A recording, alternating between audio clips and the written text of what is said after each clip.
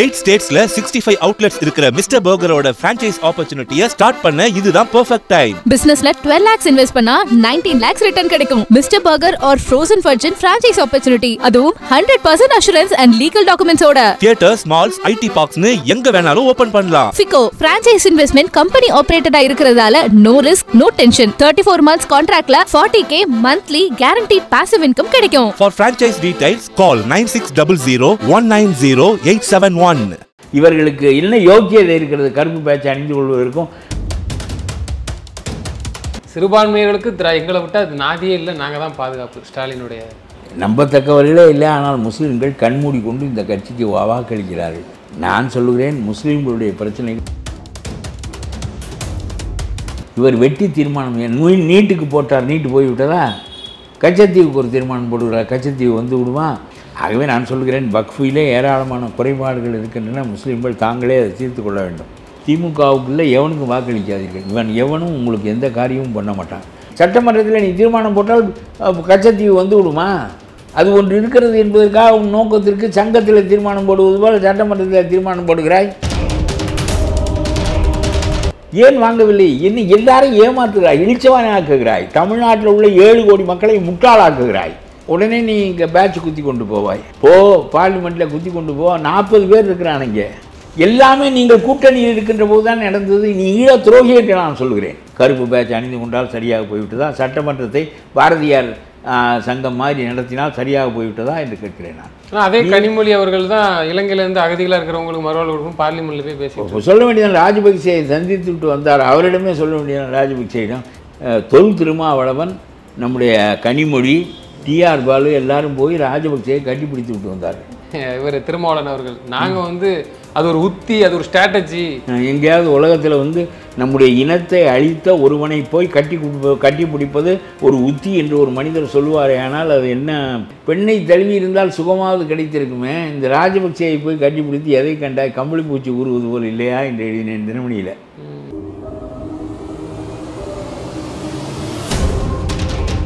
இவர்களால் கச்சத்தீவு போனது, இவர்களால் நீட் தேர்வு வந்தது, இவர்களால் இளம் பறி போனது. இதற்கு மேல் தெளிவாக எவனும் சொல்ல மாட்டான். நான் சொல்கிறேன்.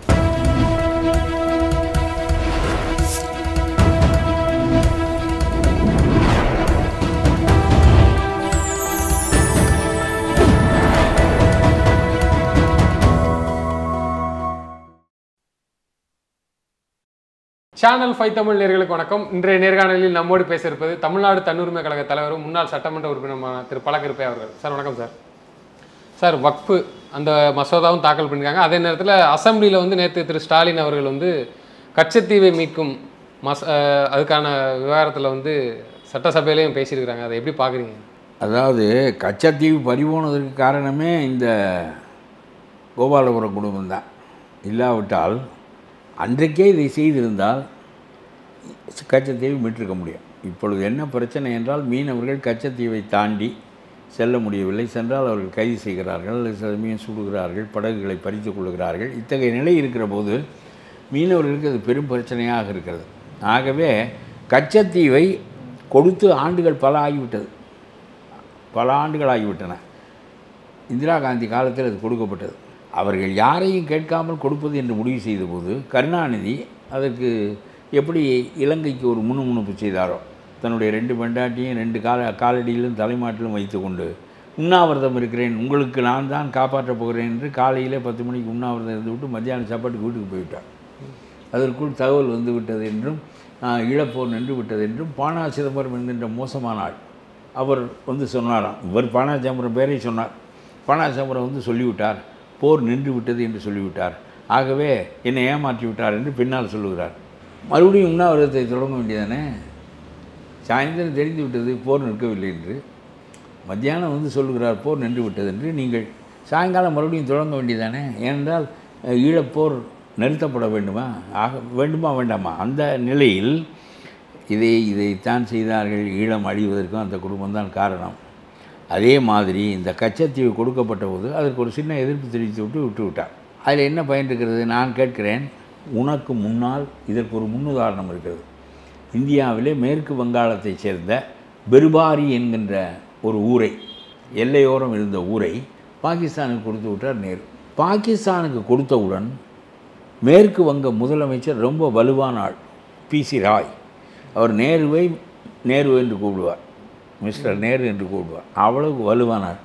அவர் சொன்னார், நேருவினுடைய அப்பன் வீட்டு சொத்தா பர்பாரியை தூக்கி பாகிஸ்தானுக்கு கொடுப்பதற்கு, அது என்னுடைய மாநிலத்தில் இருக்கிறது, என்னுடைய எல்லைப்புற கிராமம், அது என்னை கேட்க வேண்டும்.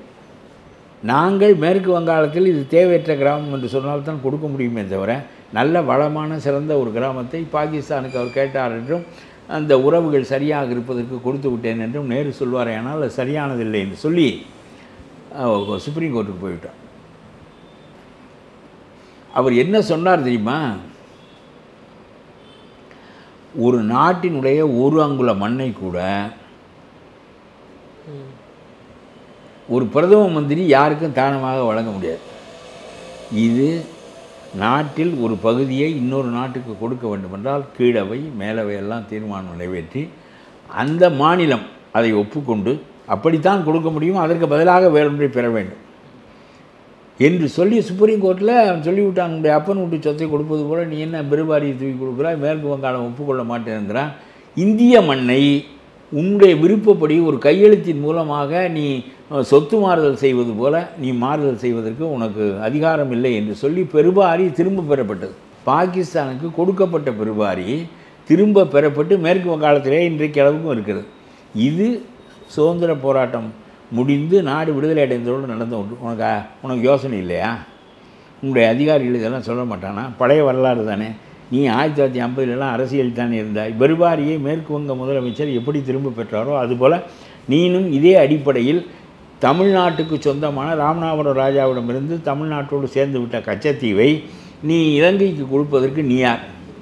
உன்னுடைய தாய் வீட்டு சீதனமாது, உன் விருப்பப்படி கொடுப்பாயா என்று சொல்லி ஒரு அயல் மண்ணை பாராளுமன்ற தீர்மானம் வேண்டும். அதற்கு எல்லா அவைகளின் தீர்மானமும் வேண்டும், மாநிலத்தினுடைய இசைவு வேண்டும். இல்லாமலெல்லாம் இது ஒரு ஒப்பந்தம் போட்டுக்கொள்வது அவர்கள் விருப்பத்துக்கு போட்டுக்கொள்ளலாம். ஏன்னா ஃபாரின் அஃபேர்ஸ் அவர்களுக்கு கீழே இருக்கிறது. ஒரு இடத்தை கொடுப்பது, மண்ணை கொடுப்பது என்பது இந்திய மண்ணை ஒரு பிரதம மந்திரி நினைத்தால் கொடுத்து விடலாம் என்றால் யாருக்கு வேண்டுமானாலும் கொடுத்து விட்டு போய்விடுவார்களே. இந்த பெருவாரி உதாரணத்தை காட்டி நம்முடைய கச்சத்தீவை விட்டிருக்க வேண்டும். அந்த அளவுக்கு எப்படி ஈழம் இவர் கூட்டணி மந்திரி சபையில் இருந்தபோது ஈழம் அழிந்ததோ, போக்கு காட்டி விட்டு முடித்து கொண்டாரோ, அது மாதிரி ஒரு கண்டனம் தெரிவித்து விட்டு முடித்து கொண்டார். அதற்கு பிறகு பல காலம் நீங்கள் காங்கிரஸோடு கூட்டணியில் இருந்தீர்கள், 15 ஆண்டு காலம். அப்பொழுது காங்கிரஸே காங்கிரஸே இந்த கச்சத்தீவை திரும்ப வாங்க வேண்டும் என்று சொல்லி நீ வற்புறுத்தினாயா என்று கேட்கிறேன் நான். ஆனால் இப்போ மசோதா இது தாக்கல் என்ன பயன்? சட்டமன்றத்தில் நீ தீர்மானம் போட்டால் கச்சத்தீவு வந்து விடுமா? நீ எதற்குத்தான் தீர்மானம் போடவில்லை? எதற்குத்தான் நீ தீர்மானம் போடவில்லை? அது ஒன்று இருக்கிறது என்பதற்காக உன் நோக்கத்திற்கு சங்கத்தில் தீர்மானம் போடுவது போல் சட்டமன்றத்தில் தீர்மானம் போடுகிறாய், நீட்டை எதிர்த்து தீர்மானம் போடுகிறாய். மத்திய அரசாங்கத்துக்கு எதிராக தீர்மானத்தை நீ இங்கே நிறைவேற்றினால் அது சட்டமாகுமா? எத்தனையோ சட்டங்கள் போடுவதற்கு உனக்கு உரிமை இருக்கிறது, சட்டத்தில் இடம் இருக்கிறது, அதை போடலாம். நீட் வேண்டாம் என்று நீ போட்டால் கான்கரண்ட் லிஸ்ட்டில் மத்திய அரசாங்கத்துக்கும் நமக்கும் சேர்ந்த உரிமை ஒன்று இருக்குமானால் மத்திய அரசாங்கத்தின் சட்டம் தான் செல்லுபடியாகும். நீட்டுக்கு தீர்மானம் போடுகிறாய், எதற்கு போடவில்லை? நீ எதற்கு போடவில்லை? ஆகவே இதெல்லாம் கண்துடைப்பு. நீட்டுக்கு ஒரு தீர்மானம் போடுவது, நாங்கள் நீட்டுக்கு எதிர்ப்பு என்பது போல் காட்டுவது, இந்த அரசாங்கத்துக்கு எதிர்ப்பு என்பது போல் காட்டுவது. அதே மாதிரி கச்சத்தீவுக்கு ஒரு தீர்மானம் போடுகிறாய். எதற்கு தான் நீ தீர்மானம் போடவில்லை? நீ போடுவதனால் என்ன பயன்? அது யாரையாவது கட்டுப்படுத்துமா என்று கேட்கிறேன். இது என்ன பாரதியார் சங்கமா? அடுத்த ஆண்டு விழாவை கொண்டாடுவது, 3 நாட்டில் நடத்துவது என்று அவன் தீர்மானம் போடுவான். சங்கத்தில் மினிட்டில் ஏற்றிக்கொள்வார்கள். அது 10 பேர் இருப்பான், அந்த 10 பேரும் கையெழுத்து போட்டு மினிட்டில் ஏற்றுவான். அது மாதிரி சட்டமன்றமா? இந்த கச்சத்தீவுக்கு நீ தீர்மானம் போட்டால் நடக்குமா? நீ 15 ஆண்டுகள் காங்கிரஸ்காரனோடு கூட்டணியில் இருந்தாயே. உன்னுடைய ஆவண்ணா ராஜா 1,70,000 கோடி ஊழல் செய்ததுக்கப்புறம் தானே காங்கிரஸ் வெளியேறியது. அதை சொல்லித்தானே மோடி ஆட்சிக்கே வந்தார். உங்களோடு சேர்ந்ததின் மூலம் காங்கிரஸ் அழிந்தது. காங்கிரஸ் அழிச்ச கட்சி அழிந்தது. அது என்ன, இந்த 10 ஆண்டுகளாக ஆட்சிக்கு வர முடியவில்லையே, 13 ஆண்டுகள் ஆகிவிட்டனவே. எப்பொழுது வருவோம் என்பதற்கான தொலைதூரம் வரையிலும் நமக்கு சாலை தெரியவில்லையே. உங்களுடைய ஊழலை சொல்லித்தானே ஆட்சிக்கு வந்தார். அதானியினுடைய பணம், ஆவண்ணா ராஜாவினுடைய ஊழல், ரெண்டையும் சொல்லித்தானே காங்கிரஸை வெளியேற்றினார்கள். சரி, நீ 15 ஆண்டுகள் ஆட்சியில் இருந்தாயே, இந்த கச்சத்தீவை நீங்கள் கொடுத்தது தப்பு, நீங்கள் அதை மீட்டு கொடுங்கள் என்று சொல்லி மன்மோகன் சிங் இருந்தார், நரசிம்மராவ் இருந்தார், எல்லாரும் இருந்தார்கள். எல்லாருடைய ஆட்சியிலும் நீங்கள் கூட்டணியில் இருந்தீர்கள். அப்பொழுது நீங்கள் இதை திரும்ப பெறுவதற்கு நெருக்கடி கொடுத்திருந்தால் அன்றைக்கு ஈழச்சிக்கல் பெரிதாக இருந்தது. நம்முடைய தயவில் அவர்கள் இருந்தார்கள், நம்முடைய படையெல்லாம் அங்கு போயிருந்தது. அந்த சமயத்தில் திரும்ப வாங்கியிருக்கலாமே, ஏன் வாங்கவில்லை? இன்னும் எல்லாரும் ஏமாற்றுகிறாய், இழிச்சவானை ஆக்குகிறாய், தமிழ்நாட்டில் உள்ள 7 கோடி மக்களை முட்டாளாக்குகிறாய். இன்னைக்கு அசம்பிளியில் கருப்பு பேஜ் அணிவிச்சுட்டு வக்பு வசதி இங்கே தமிழ்நாடு சட்டசபையில் திரு ஸ்டாலின் எல்லாம் முஸ்லீம் ஓட்டு வாங்குவதற்கு தாண்டி தேர்தல் இருக்கிறது. அதனால் முஸ்லீம் ஓட்டுகளை வாங்குவதற்கு நான் ஒருவன் தான் மோடியை எதிர்க்கக்கூடியவன், நான் தான் உங்களுக்கு வக்ஃபுக்காக பேசுகிறேன். ஆனால் எல்லாருமே வாக்களித்திருக்கிறார்கள். அதில் எல்லாரும், எந்த கட்சியும் பிஜேபியை தவிர மிச்சம் எல்லாவற்றிலும் அவர்கள் வாக்களிக்கிறார்கள். எல்லா பொதுவான அந்த இதற்கு முன்னால் ஒன்றுக்கு வாக்களித்தார்கள். எல்லாவற்றுக்கும் அதிமுக திமுக இந்தி வேண்டும் என்று அதிமுக சொல்லுகிறதா? இவருடைய மும்மொழி கொள்கை வேண்டும் என்று சொல்லுகிறதா? எல்லாவற்றிலும் அவர்களும் இவர்களும் ஒரே மாதிரியான கொள்கையுடையவர்கள் தான், கட்சிகள் தான் 2. ஆகவே உடனே நீ இங்கே பேட்ச் குத்தி கொண்டு போவாய், போ பார்லிமெண்ட்டில் குத்தி கொண்டு போ. 40 பேர் இருக்கிறானுங்க, ஓலமடு என்ன பேசிய பாராளுமன்றத்துக்கு கலகம் செய். 100 பேர் இருக்கார்களே காங்கிரஸில், எல்லாரும் சேர்ந்து கொண்டு 40 ஓட்டு வித்தியாசத்தில் தான் வெற்றி பெற்றிருக்கிறார்.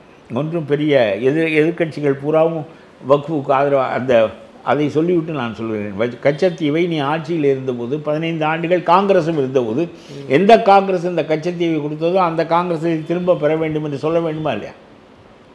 காங்கிரஸ் ஆட்சி காலத்தில் தான் ஈழம் அழிந்தது.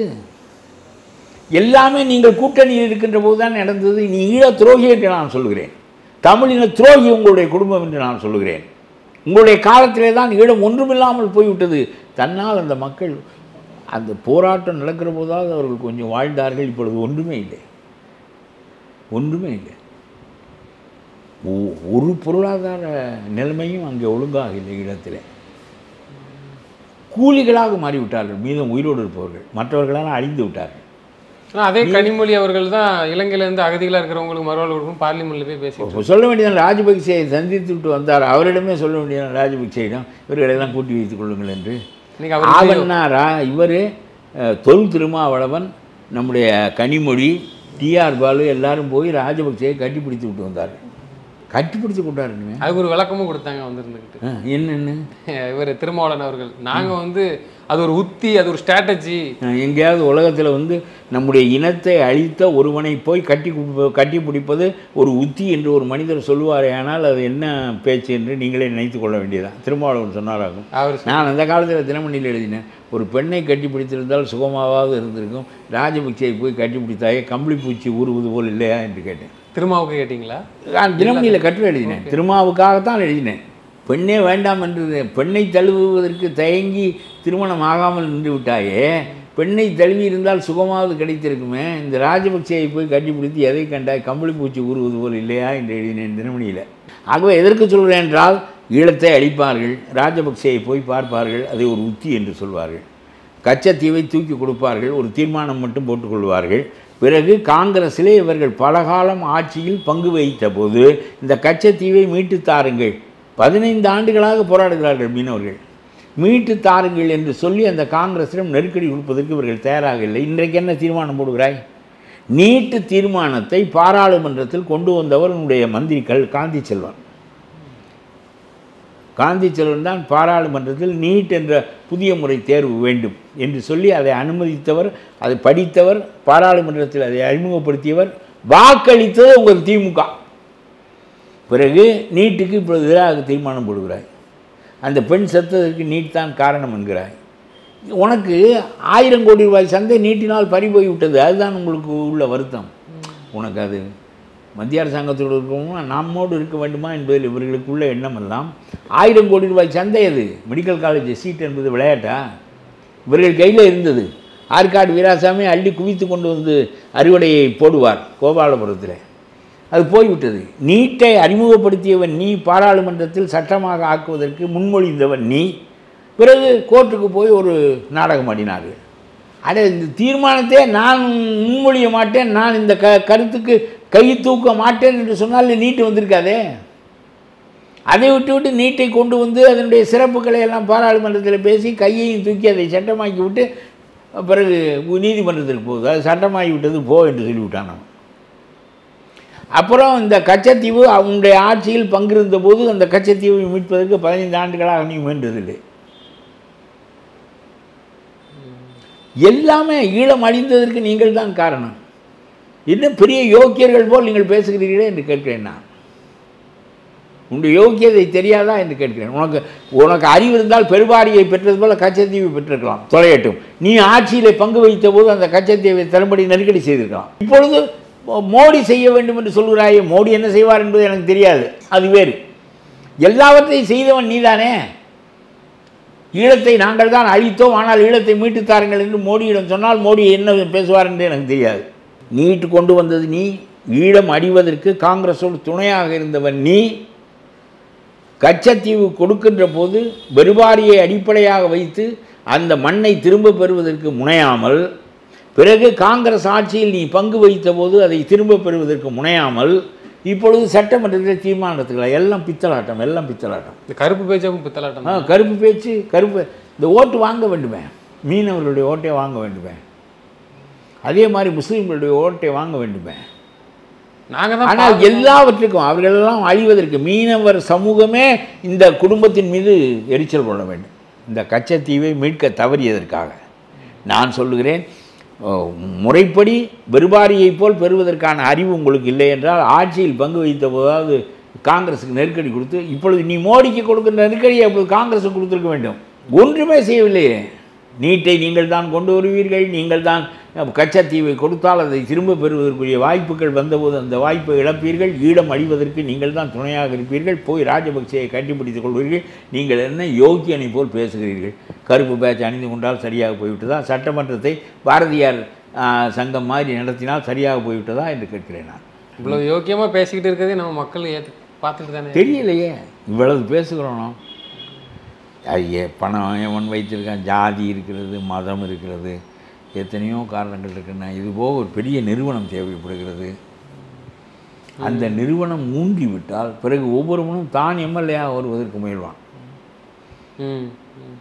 அப்புறம் தான் கான்ட்ராக்ட் எடுக்க வேண்டும், ஆட்சி இருக்க வேண்டும். எல்லாருக்கும் ருசி காட்டி இருக்கிறார்கள், நாக்கில் தேனை தடவி விட்டுருக்கிறார்கள் ஒவ்வொருவனுக்கும். ஆகவே இந்த தேன் கூடு இருக்க வேண்டும், சொட்டுக்கிற போதெல்லாம் நாக்கில் தேன் தடவப்படும். இறுதியான ஒரு கேள்வியா, இந்த வக்பு மட்டும் கொஞ்சம் அதை பற்றி மட்டும் வச்சுக்கணும். இவ்வளவு மோசமாக எல்லாவற்றுக்கும் கருப்பு பேட்சி குடித்துக் கொள்வது, எல்லாவற்றுக்கும் தீர்மானம் போட்டு விடுவது, இவன் தான் அழித்திருப்பேன். இவர்களால் கச்சத்தீவு போனது, இவர்களால் நீட் தேர்வு வந்தது, இவர்களால் ஈழம் பறி போனது. இதற்கு மேல் தெளிவாக எவனும் சொல்ல மாட்டான். நான் சொல்கிறேன், இவர்களுக்கு என்ன யோக்கியதை இருக்கிறது கருப்பு பேட்சை அணிந்து கொள்வதற்கும்? வக்ஃபுக்கு நாங்கள் பேசுகிறோம், என்ன நீ பேசுகிறாய்? நேரம் கேட்டிருக்கிறாராம் மோடியிடம். இந்த பாராளுமன்ற தொகுதி வரையறை அவற்றின் காரணமாக நமக்கு இடங்களெல்லாம் குறைய போகின்றனவே, அவர்களின் சார்பாக போய் பேசுவதற்காக செய்தித்தாள் பார்த்து விட்டானே, அப்புறம் போய் என்ன பண்ண போகிறீர்கள்? நேரம் கேட்டிருக்கிறார் அவர். கேவலமான அரசு இது. அதில் ஒரு பிரமாதமான விஷயம் சொல்லுகிறேன். ஸ்டாலின் ஏன் அதற்கு தலைமை தாங்கினார்? சென்னையில் ஏன் அந்த கூட்டம் நடைபெற்றது? இதற்கு 3 முதலமைச்சர்கள் வந்தார்கள். ஒரு ஆள் காங்கிரஸ் கர்நாடகா அவருடைய பிரதிநிதி, இன்னொரு ஆள் ஆந்திரா அவர் காங்கிரஸ் முதலமைச்சர் அவர் வந்தார். 3 பேர் காங்கிரஸ் சம்பந்தப்பட்டவர்கள் வந்தார்கள். பஞ்சாப் வந்தது. அப்புறம் மற்றவர்கள் எல்லாம் எதிர்க்கட்சியாக இருக்கின்றவர்கள் வந்தார்கள் என்று வைத்துக் கொள்ளுங்கள். இது உடனே ஸ்டாலின் முரசொலியில் எழுதினார்கள். தேசிய தலைமை அவரை அழைக்கிறது. எங்கே அழைக்கிறது? இந்த பேட்டைக்கு அங்கிட்டு நீ எங்கே போவ? அழைக்கிறதான். என்ன அழைக்கிறது? எதனால் நீ தலைமை தாங்கி அதை நடத்த வேண்டிய கட்டம் வந்தது? ஏன் ராகுல் காந்தி இதில் தப்பித்து போனார்? அவர்கள் 2 முதலமைச்சர்கள் இருக்கிறார்கள். இன்னும் வேறு சில அதிகாரங்களும் வேறு சில மாநிலங்களும் இருக்கின்றன. அவர் ஏன் இதை நடத்தவில்லை? டெல்லியில் அல்லவா இதை நடத்த வேண்டும், பாராளுமன்ற கட்டிடத்திற்கு பக்கத்தில் அல்லவா இதை நடத்த வேண்டும். ஏன் அவர் நடத்தவில்லை? அதாவது தமிழ்நாட்டுக்கு பாராளுமன்ற எண்ணிக்கை குறையும், ஆந்திராவுக்கு குறையும், கேரளாவுக்கு குறையும், கர்நாடகத்துக்கு குறையும், சரியா? இன்னும் 1-2 மாநிலங்களுக்கு குறையும், ஒரிசாவுக்கு குறையும், பஞ்சாபுக்கு குறையும், மிச்சம் எல்லாவற்றுக்கும் கூடும்.